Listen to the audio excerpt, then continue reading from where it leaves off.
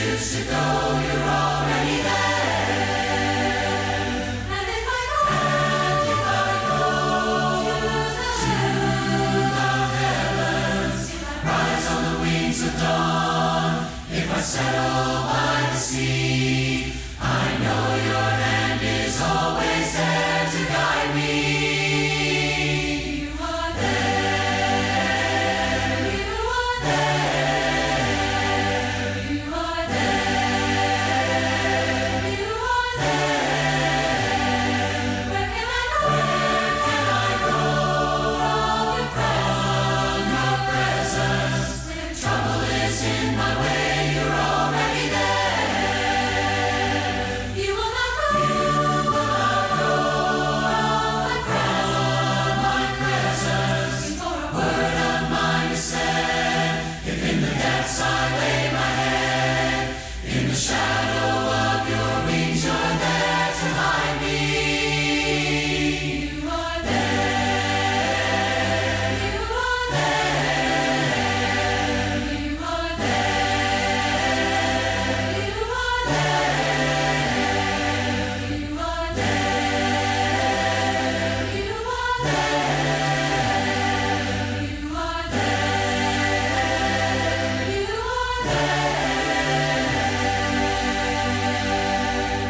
I've got my faith in the Lord, and it's working in me. I've got my faith in the Lord, and it's showing in me. I've got my faith in the Lord, and it's plain to see. I've got my faith in the Lord. I'm so glad I've got my faith in the Lord. I've got the love of the Lord. I've got the love of the Lord, and it's working in me. I've got the love of the Lord, and it's showing in me. I've got the love of the Lord, and it's plain to see. I've got the love of the Lord. I'm so glad I've got the love of the Lord. I've got the joy of the Lord. I've got the joy of the Lord, and it's working in me. I've got the joy of the Lord, and it's showing in me. I've got the joy of the Lord, and it's plain to see. I've got the joy of the Lord. I'm so glad I've got the joy of the Lord. I've got the joy of the Lord. I've got the joy of the Lord, and it's working in me. I've got the joy of the Lord, and it's showing in me. I've got the joy of the Lord, and it's plain. I'm so glad I've got the joy of the Lord. I've got my faith in the Lord. I've got my faith in the Lord, and it's working in me. I've got my faith in the Lord, and it's showing in me. I've got my faith in the Lord, and it's plain to see. I've got my faith in the Lord. I'm so glad I've got my faith in the Lord. I've got the love of the Lord. I've got the love of the Lord, and it's working in me. I've got the love of the Lord, and it's showing in me. I've got the love of the Lord, and it's plain to see. I've got the love of the Lord. I'm so glad I've got the love of the Lord. I've got the joy of the Lord. I've got the joy of the Lord, and it's working in me. I've got the joy of the Lord, and it's showing in me. I've got the joy of the Lord, and it's plain to see. I've got the joy of the Lord. I'm so glad I've got the joy of the Lord. I've got the joy of the Lord. I've got the joy of the Lord. I've got the joy of the Lord. I've got the joy of the Lord. I've got the joy of the joy of the Lord. I've got the joy of the Lord.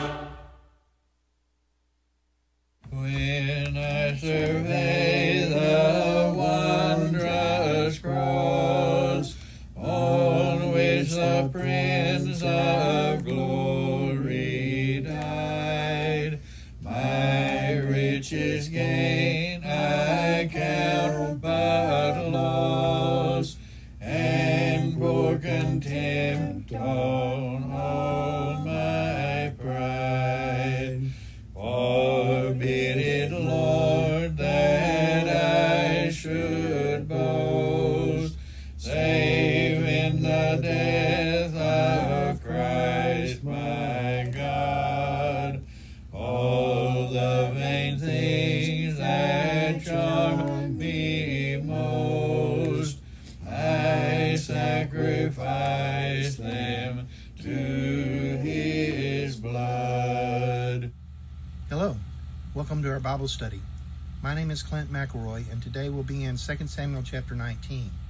There may be material of an adult nature in today's lesson, so please be advised before showing this to children. We will be meeting at 10 a.m., so please join us for that if you can. If you're sick in any way, please don't come to the auditorium, but instead stay home and enjoy the streaming service. We'll also be meeting at 9 a.m. for Bible classes. You're welcome to join us for those. And you're welcome to join us in the large auditorium at 9 a.m. to watch this class on the large screen if you care to. We want to make sure everyone's aware we have these English Standard Version Bibles from the World Bible School available. They're available to anyone who'd like to have one. If you'd care to have one, please contact our church office and we'll make arrangements to get you one. Our prayer list is quite long, so please refer to our bulletin for more information. We do want to keep in our prayers Linda and Doyle Garrett, Tammy Harwell, Brandy and Jeff Krim, Terry Cox, Sally Jo and Algie Burkeen, Alexander Weir, Aline Kelly, Donnie Glenn Dixon, my friend David Garza, and if you would also include in your prayers a friend of my son, Michael Burke, who I don't know the name of his friend, but he tells me that she is refusing treatment for cancer and will be suffering as a result of that. So please keep this person in your prayers and all those who face the uncertainty of cancer treatment. I know that this must be a terrible burden. As is our custom, we want to remember the story of the two men on the road to Emmaus who were joined in the way by a third man. When they got to their destination, the third man revealed himself to have been the Christ and then immediately left their company. After he left their presence, they remembered that while he'd been with them, there had been a burning in their hearts. It's this burning that they had in their hearts that we hope to kindle in our own hearts as we draw closer to the Lord through a study of his word. We also want to remember the admonitions of Leviticus chapter 19, to be holy for the Lord our God is holy. We go to Scripture to find out what holiness is before the Lord, so we can understand how we should adjust our lives to accommodate that. We also want to remember the story of Rehoboam, Jeroboam, and the prophet that came to Jeroboam. While Rehoboam was king over all Israel for a short period, he listened to the advice of young advisors who misled him in the way to treat the people, and the people rebelled. And the northern tribes that were known as Israel separated themselves from the southern tribe known as Judah. And Rehoboam continued to lead Judah, but a man named Jeroboam came to lead the northern tribes. Jeroboam had been promised by God while Solomon was still alive that he would receive the kingdom, and so he fled and lived in exile until after Solomon's death. And when Solomon passed, he came back immediately and almost immediately received the northern kingdom. God had made a promise to him that if he led the way that David had led, he would receive the same blessings that David had received. But instead of doing that, he raised up high places in the mountains and set up idols that looked like calves before the people and told the people that these were the gods that had led their families out of Egypt. And he set up a false priesthood to service worship of God in the mountains there.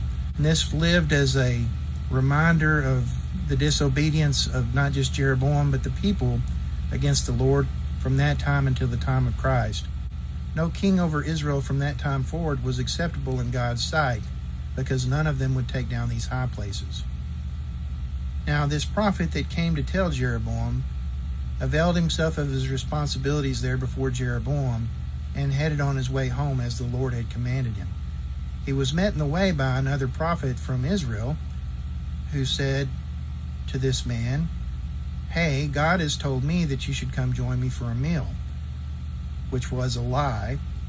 And the man from Judah, the prophet from Judah, liked what he heard and went to have this meal with this man instead of going on home. As they sat down to meal, the prophet from Israel did prophesy and told the prophet from Judah that he would die as a result of not following the direction of the Lord and going straight home. And indeed, as he got up to go, he was met in the way by a lion and killed. It's a very disturbing story. We have a responsibility to do it as he said to do it, and not any other way. We have a responsibility to believe the Lord and take him at his word, it seems to us to be very unfair, and we need to be mindful that the Lord looks at fairness differently than we do. He has an expectation of obedience, and we should be a people that are going about obeying the Lord. We serve the Lord because He has saved us. He has blessed us in this way, and we should be seeking to serve Him in return for the great gift that He's given us. This is why we study. We study so that we'll know the truth, we'll know what to believe and what not to believe. When someone tells us something that contradicts what the Lord has instructed, we should know that that is not from the Lord. So we study, so we'll know these things and we'll be prepared. I hope you'll join me now as we enter into this study of 2 Samuel chapter 19, and that you will be blessed as a result of this study.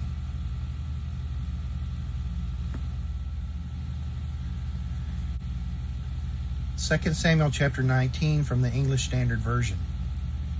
It was told Joab, "Behold, the king is weeping and mourning for Absalom."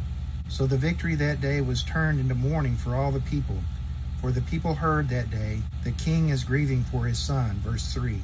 And the people stole into the city that day, as people steal in who are ashamed when they flee in battle. The king covered his face, and the king cried with a loud voice, "O my son Absalom, O Absalom, my son, my son." Verse 5. Then Joab came into the house to the king and said, "You have today covered with shame the faces of all your servants who have this day saved your life and the lives of your sons and your daughters, and the lives of your wives and your concubines, because you love those who hate you, and you hate those who love you. For you have made it clear today that commanders and servants are nothing to you. For today I know that if Absalom were alive, and all of us were dead today, then you would be pleased." Verse 7. Now therefore arise, go out and speak kindly to your servants, for I swear by the Lord, if you do not go, not a man will stay with you this night, and this will be worse for you than all the evil that has come upon you from your youth until now. Then the king arose and took his seat in the gate, and the people were all told, "Behold, the king is sitting in the gate." And all the people came before the king.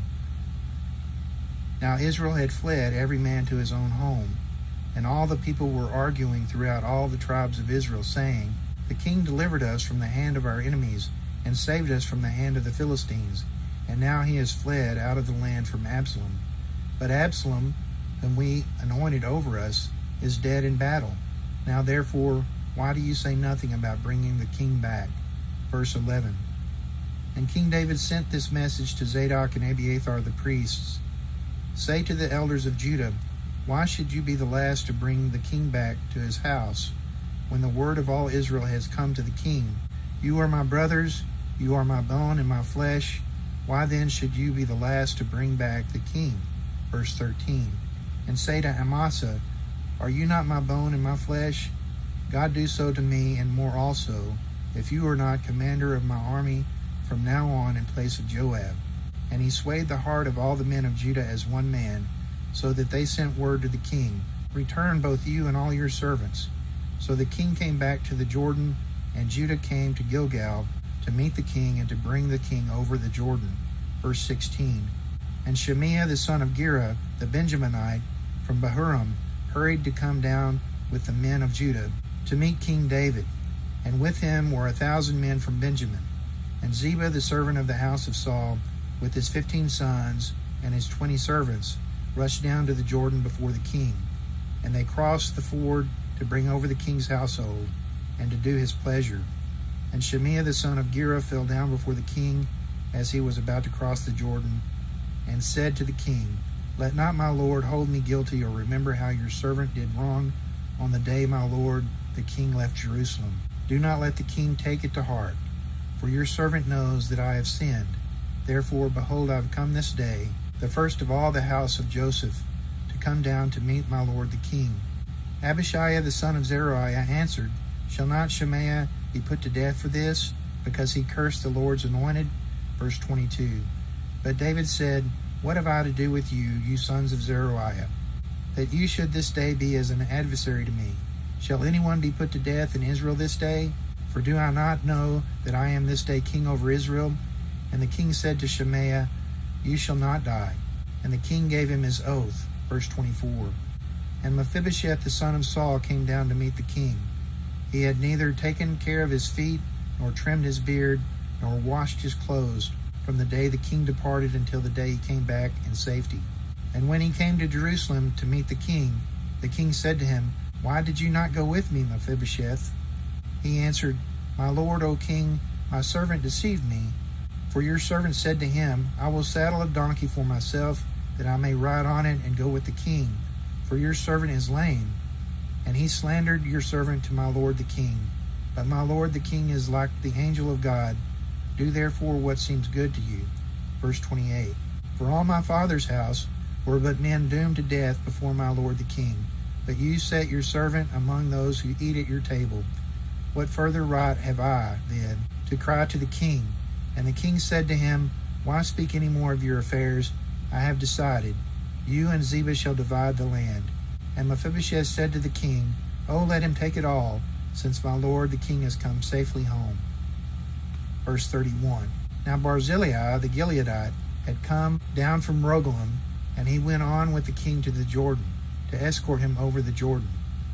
Barzillai was a very aged man, 80 years old. He had provided the king with food while he stayed at Mahanaim, for he was a very wealthy man.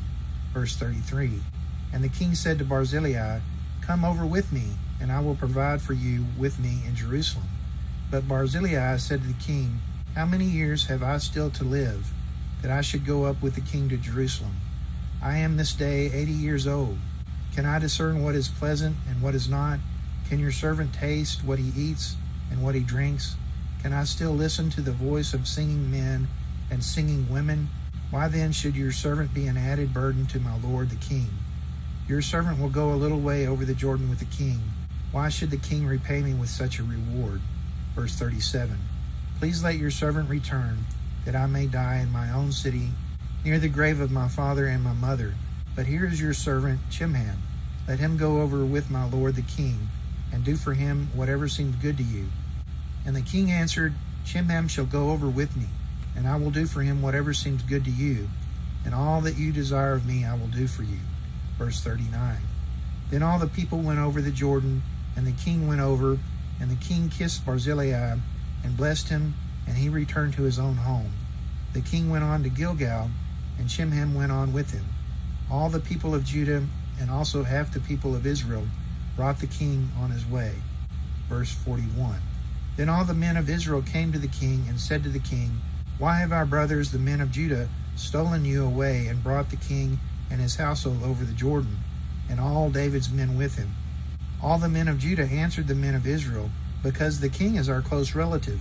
Why then are you angry over this matter? Have we eaten at all at the king's expense, or has he given us any gift? Verse 43.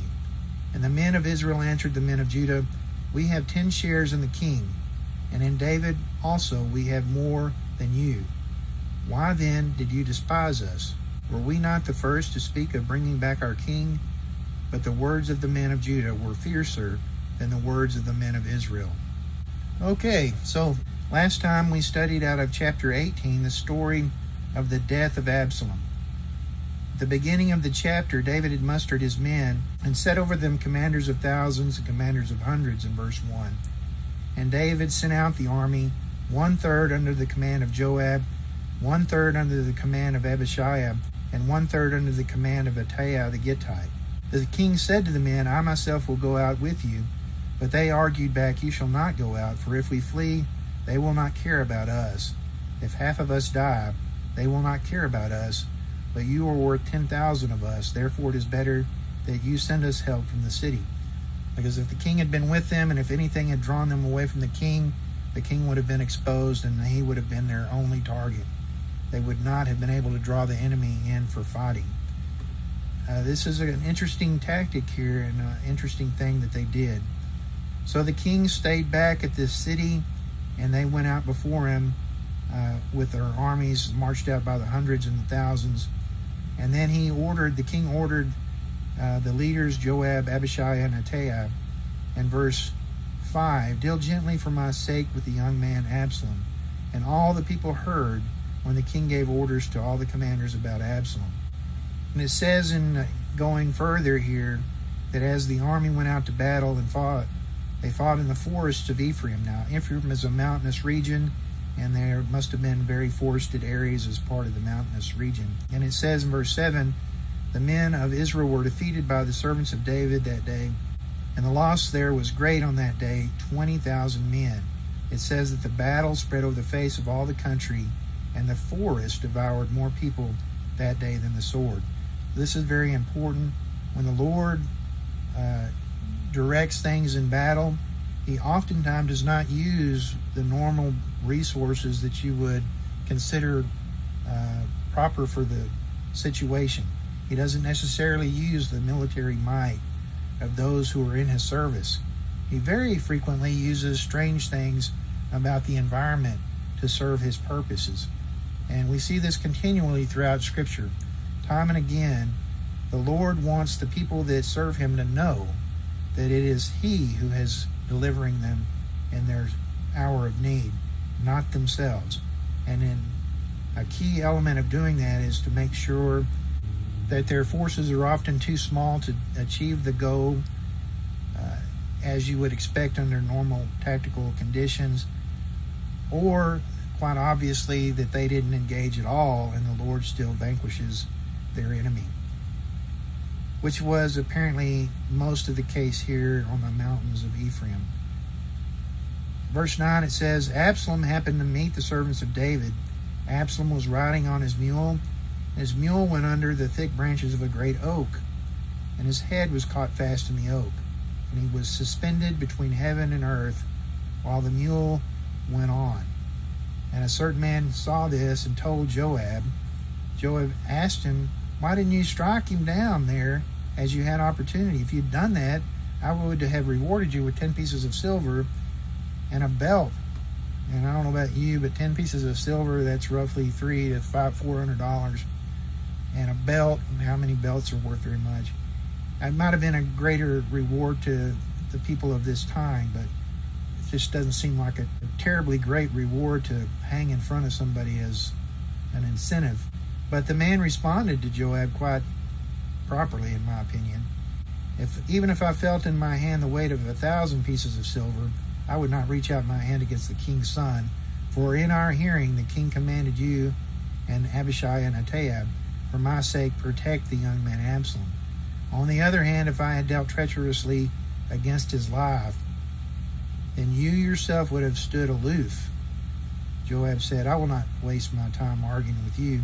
And he took 3 javelins, and with his own hand thrust them into the heart of Absalom, hanging in this tree, while apparently he was still alive, according to verse 14. The 10 young men who were Joab's armor bearers then surrounded Absalom and struck him and killed him. Again, this is a very interesting circumstance here. We find in this passage an explanation of a great many things. The concept that these 3 javelins were insufficient to have killed Absalom as he was hanging helpless in the tree. And these 10 young men who were Joab's armor bearers, and now I perceive as more of a bodyguard perhaps than necessarily what I'd thought of an armor bearer as being prior to this, took it upon themselves to strike down Absalom as he hung in the tree. Then Joab blew a trumpet. The troops came back in from pursuing Israel, and Joab restrained them, it says in verse 16. They took Absalom and threw him in a great pit in the forest and raised over him a great heap of stones. And then Israel all fled, everyone to his own home. Again, in the mindset that they had done this thing that I'm sure they felt ashamed of doing and didn't know how to face the king about having done. Then it does a kind of a pause and explains in verse 18, Now Absalom in his lifetime had taken and set up for himself the pillar that is in the king's valley, for he said, I have no son to keep my name in remembrance. He called the pillar after his own name, and it is called Absalom's monument to this day. In other words, to the day of the writing of this passage. It's an interesting little side note.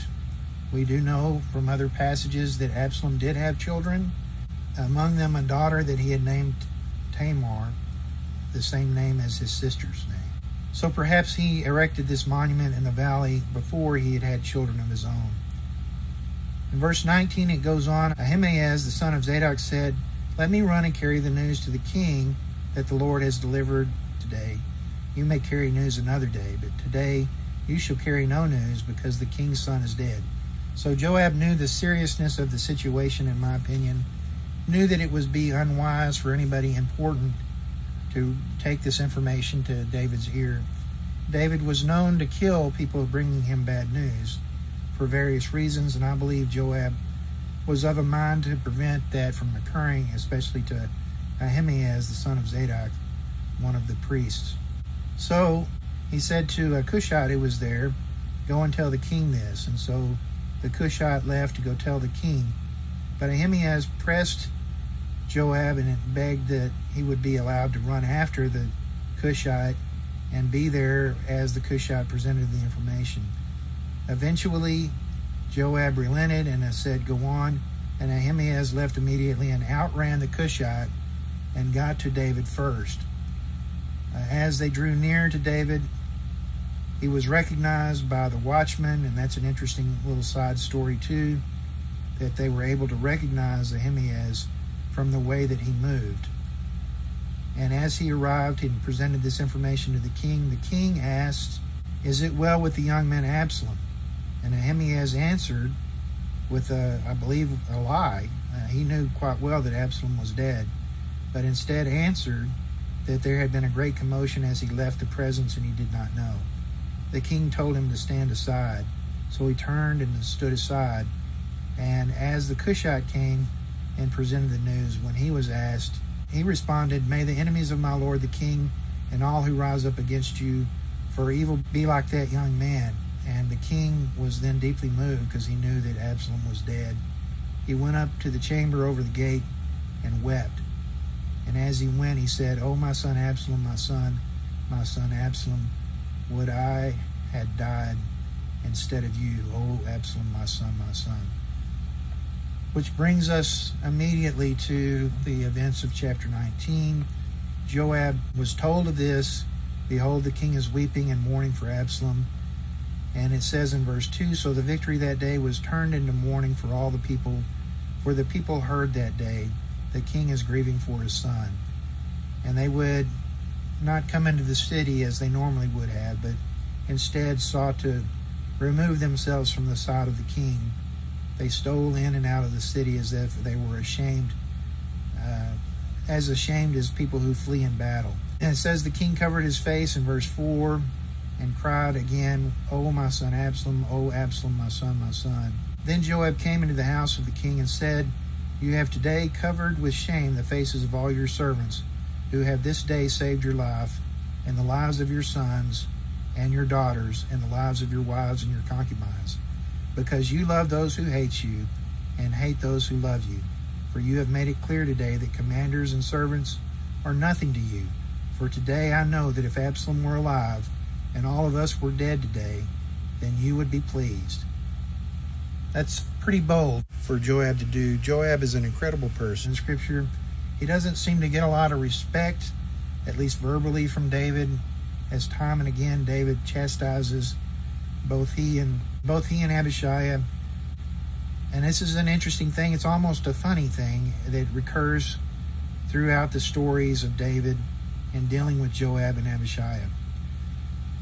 But he always listened to Joab, and that's an interesting thing too. For all the things else that he seemed to disdain Joab for Joab continually went out before David and did things that were outrageous, and yet David left him in charge of his army because he was a skilled warrior.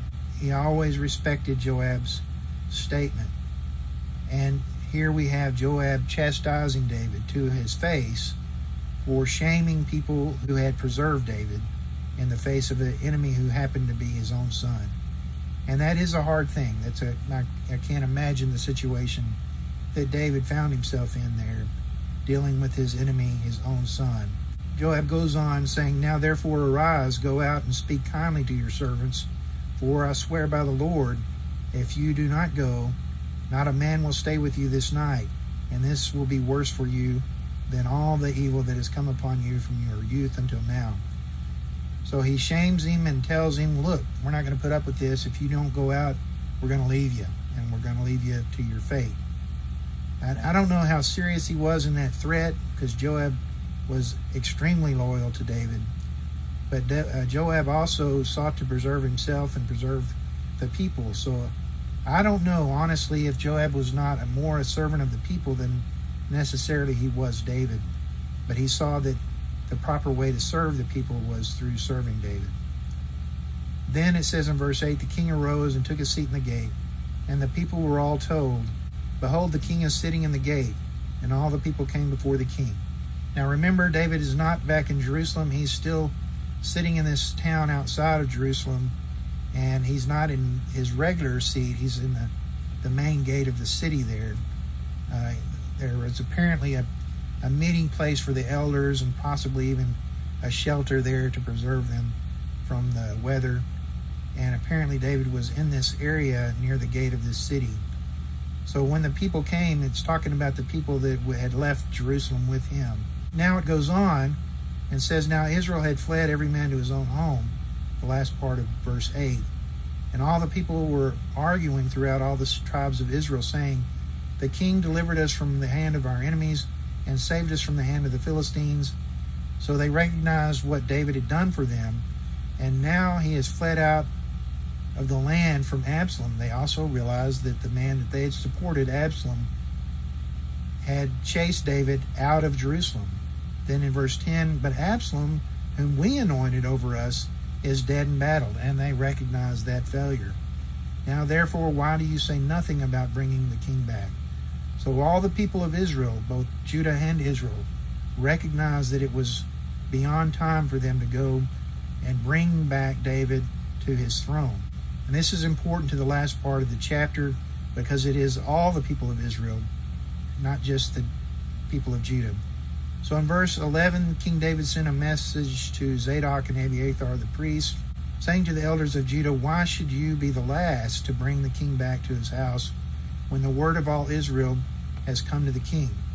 So he was aware that all Israel had at least started questioning why they had not sought to bring David back to his throne. You are my brothers, you are my bone and my flesh. David is sending this message to the people of Judah, his own tribe. Why then should you be the last to bring back the king? And say to Amasa was the man that Absalom had set over the army instead of Joab, are you not my bone and my flesh? God do so to me, and more also, if you are not commander of my army from now on in place of Joab. And these words he swayed the heart of all the men of Judah as one man. So he had moved all of his brothers in Judah to come and set the king back in his place. So that they sent word to the king as one man, return both you and all your servants. So the king came back to the Jordan, and Judah came to Gilgal to meet the king and bring the king over the Jordan. So here they are, meeting at the Jordan River to bring the king back into his proper location, carry him on into the city of Jerusalem, and return him to the throne. Now it's at this place where on his exit he had met the man Shimei, the son of Gera, a Benjaminite, who had cursed David and all the people with him. And David had let him curse him and insisted that they not raise their hands against the man as they were fleeing for their lives before Absalom.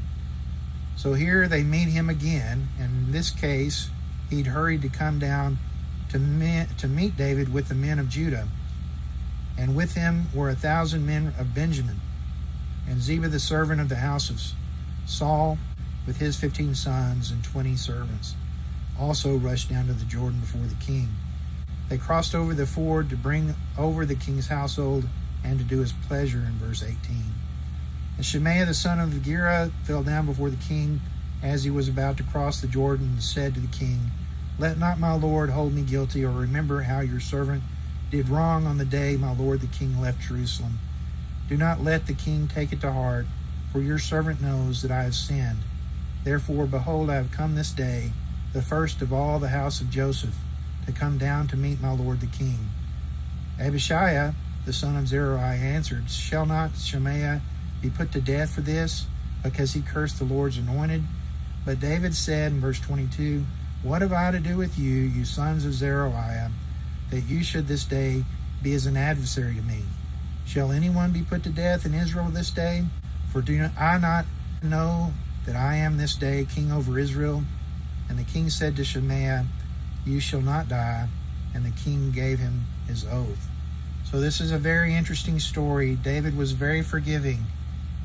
And this is, again, a very interesting character point about David.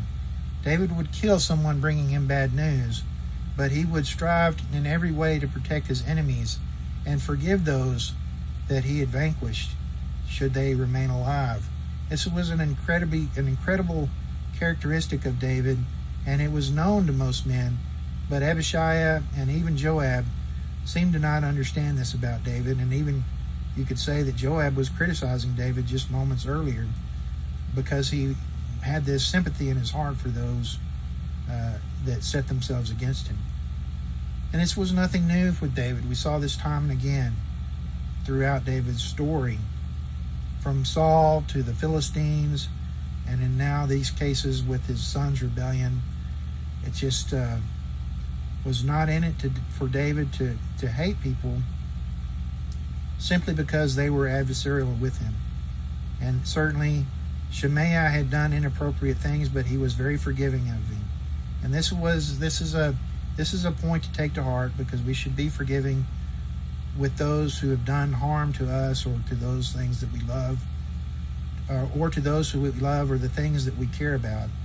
We should be forgiving, and we should be willing to leave these things behind us after we have achieved the win. We need to win over, but once the win has been achieved, we need to be forgiving. It goes on in verse 24, and Mephibosheth, the son of Saul, came down to meet the king. He had neither taken care of his feet, nor trimmed his beard, nor washed his clothes from the day the king departed until the day he came back in safety. David saw this, and I'm sure this was puzzling to him. Certainly Mephibosheth had not been treated in the way that Ziba had indicated that he had thought he would be treated. Now, we don't know how much truth there was in Ziba's statement, but certainly Mephibosheth's disposition and appearance would not support Ziba's statement. And David asks him, why didn't you go with me, Mephibosheth? And he answers, I'm going to paraphrase what he answers because it's kind of written in a confusing way to me. He basically said, oh my Lord, I told my servant that I was going to saddle a donkey and go, but he deceived me, and he has told you a story that is not true. I did not want to stay behind, but I did want to go, but I was not allowed to because I cannot saddle a horse. And when I asked him to do it, he took my horse, he took those things that he brought to you and told you this story. David didn't know how to reconcile this, and he didn't want to mete out any punishments because Ziba's efforts had been refreshing to David, and he didn't really know what part of this story was true and what was a lie, even though I tend to believe Mephibosheth's story more than Ziba's. And he said, I'm gonna do right by both of you. I'm gonna split Saul's possessions, and you can take a portion. Mephibosheth said, O king, let him take it all, since my lord the king has come safely home. Which again kind of indicates to me that all that mattered to Mephibosheth was that King David had been preserved. And then we read about Barzillai, the Gileadite, who'd also sought to provide David's needs as he fled. He presents himself, and David invites him to go on with him into Jerusalem. But Barzillai is an old man, and he doesn't see any sense in being a burden to David at such an age, and he wanted to stay near his own home and prepare for his own passing. And David relented and didn't insist that he come with him, but Barzillai did say, here is this man, Chimham, you can take him with you and treat him as you would reward me. And David answered, Chimham shall go over with me, and I will do for him whatever seems good to you, and all that you desire of me I will do for you. So they went on over the Jordan, and then at some point Barzillai decided to turn around and go on, And David kissed him and blessed him, and he returned on to his home. The king went on to Gilgal, and Shimham went on with him, it says in verse 40. And all the people of Judah were presented there, and they also had half of the people of Israel with them, and they brought the king on his way.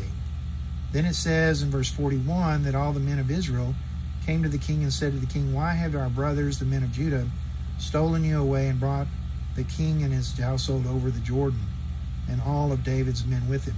So the rest of Israel shows up just in time to complain that these the men of Judah, who were David's own tribe and kinsmen, had stolen David and were going to bring him back without letting the people of Israel do it as well.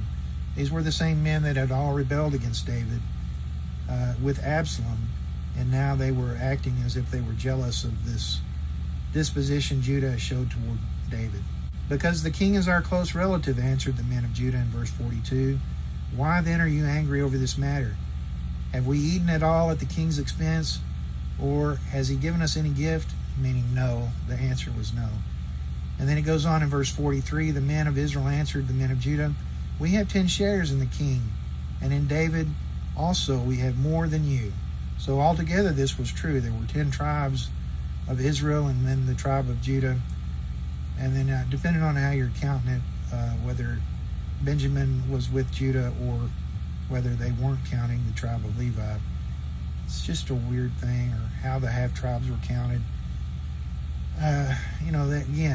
When Shemaiah refers to himself, he refers to himself as a member of the tribe of Joseph, even though he was clearly a Benjaminite. So, what did that mean? These tribal accountings are an interesting thing if you want to spend time doing it, but it is not straightforward, and it is very confusing to me anyway, trying to figure those things out. So anyway, it ends up at the last part here that they claimed that they had been the first ones to speak of bringing the king back, and in fact this was the case. That's what it was saying earlier. But it ends saying that the words of the men of Judah were fiercer than the words of the men of Israel. This is an interesting thing, how those who tend to be truly in the right are often fiercer in their defense of their positions than those that know that they are lying or misrepresenting the truth in some way about their claims. I wish that was 100% of the time, because it's not, and it's very difficult sometimes to discern the truth of a matter by the statements that men present to you. I hope you found a word of encouragement in today's lesson. It is a incredible story it's just an incredible story in so many ways. To be a passage that you don't really think about much, or even certainly not come back and read in reference of anything. It's a very telling story about David's mindset, his love for Absalom, even though Absalom had rebelled and threatened his life, his disposition toward the people, and understanding that while he was mourning his loss, the people were celebrating a victory, and rightfully so. And the necessity of those in leadership to sometimes set aside their personal interests to serve the people's needs. These are all things that are worthy of considerable examination and consideration. It's been an incredible week in our nation's history. Certainly a great many things that are of personal concern to me personally have been addressed this week in ways that I have to say I support.